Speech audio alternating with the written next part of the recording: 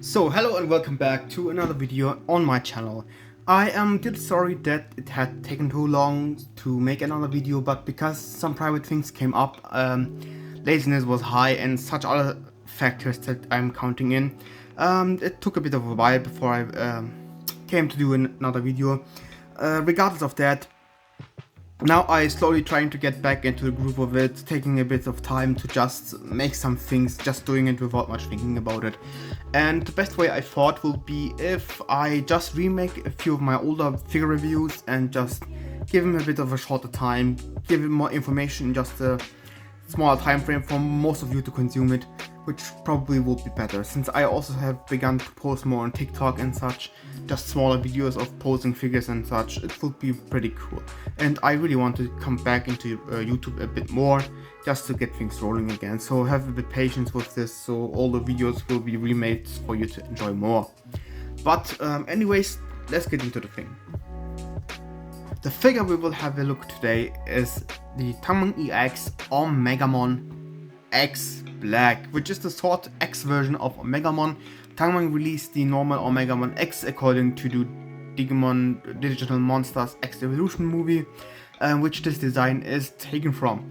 Of course, we have to say that this Omegamon is remarkable. All these days show us a brilliant design TungMung EX gave us with this figure. As such, many elaborate and very small details are engraved and carved and sculpted onto this figure, which give out a fantastic look of Omegamon X. The cool thing about this figure is it is not one-to-one with the design of the X Evolution movie.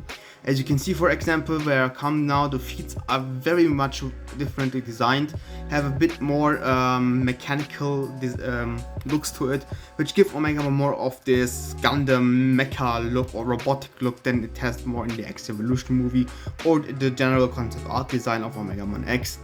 Moreover, then the arms of Garurumon and the Greymon head look quite a bit more different. In a picture of the usual Omegamon X design, you can see how different the two are. One of the most bonus points this figure gets is because of its incredible cool cape. This cape is entirely wired, so you can pose it as much as you want on both sides of the end. Especially what I love about it is that the entire figure is a die-cast frame with plastic surrounding it, so you have a very sturdy figure on top of here, which also leads to the most basic thing that every action figure collector wants: incredible durability during posability. Which I have to also add the one little detail, that the plastic on the figure is quite durable. I had a lot of force put onto each part of it. Of course, you have to still be careful that you do not apply too much force, as everything can break at a certain point. But smaller or unwanted pushes by force, hand or such, or even some falls to ground, it can survive, which is a great point in my opinion. Unfortunately though, Omegamon comes like his brethren Dukemon and Alphamon in the TungMung line with a few accessories, which I would have loved to have more, like effect pieces and such, or exchangeable, I don't know, heads or something with different expressions. But for Omegamon you really get the basic set, which he already possesses, consisting of the grey sword and the Garuru cannon. But even then, here example for the grey sword, it is incredibly done. The painting and the sculpting is amazing, and the hieroglyphs in written in Digicode are incredibly well done. Looking closely at it, you can see like all the critical details here engraved in it. This is not some unprinted thing. This is really engraved into the material. You can even feel the level of the letters. This is incredibly done. I love it. The painting is amazing and it isn't sloppy done at all. The design is fantastic, and the cool thing is it is very sturdy, so you don't have to worry to break it by just touching it. The same can be said about the Garuru cannon. We having here a few molded details inside, and even an LED lamp which can lit up. If you would have batteries in it, here is the switch to just press it and it will then normally illuminate. Battery compartment is here below, but on the other hand it is just a plug you can stick into the Garuru head and it looks just amazing. The details are amazing. You have even here a little bit of detail with writing, which is just a Chinese writing on it, saying some stuff I can't fucking read. but overall the engravings are amazing and I just love the subtle details. Even the teeth inside of the cannon just look very fine. You can even feel the texture on it. Incredibly done. The last thing you get, of course, if we take it out of the way, is the TungMung EX stand, which is just looking like a basic Bandai stand. You have a big surface you can put Omegamon on. This is translucent, so you barely get any distraction from Omegamon in your shelves. The arm can extend out like from any other figure brand. The cool thing is it has multiple holes. You can put it inside, more inside, the middle and the center, and such on. With screws it is tighten or loosen depending on whatever you want, so you don't have to worry that Omegamon falls off of this. The head moves up and down in each direction, also side to side, and you can even tilt the head, which is very incredibly cool. You can touch the horns on each of the sides. I would suggest you can also use them to move around the head a bit. It is not that tight, so you will break it, but the silver ones are a bit more delicate than that, so be careful with them. Of course, you have the torso, which can crunch forward and crunch backward that much. It can swivel around even 360 degrees, which is incredible, and tilt side to side. The cool thing is because the diecast body has hinges on every part of the belly, and one hinge here and one hinge on the chest, you can indeed move both parts of it, which is very incredible, giving very much articulation in this area. The shoulders are on a butterfly joint, which can move forward, as you can see, and move back inside. The diecast frame gives so much stability that you can really grab this thing and pose it around, which is really cool. The arms can rotate 360, and the cool thing is that the shoulder pauldrons or plates, whatever you want to call them, are on a ball hinge, which is attached into the mechanism of the shoulder, meaning you can move them downwards like this or upwards, so they are not hindering the posability of the arms at all, which is the same applied to the Wargreymon crest on the side. The arms can actually swivel around here on the upper part and also on the head itself, which has one on its own. It is a double bend hinge on both arms, and depending on the head you get more range than usual, and depending of the position. If I pose Omegamon's Wargreymon head like this, it gets more range out of it than in any other, as like the horns and such will get in the way, but you can arrange it a bit so it does not. So more than that, this hip armor can hinge up and down, likewise in the foreground these little protectors which are on a hinge. The legs are on a ratchet joint, which is amazing, holding up a lot, so this is as far as they can get forward, and this is as far as they can go backwards.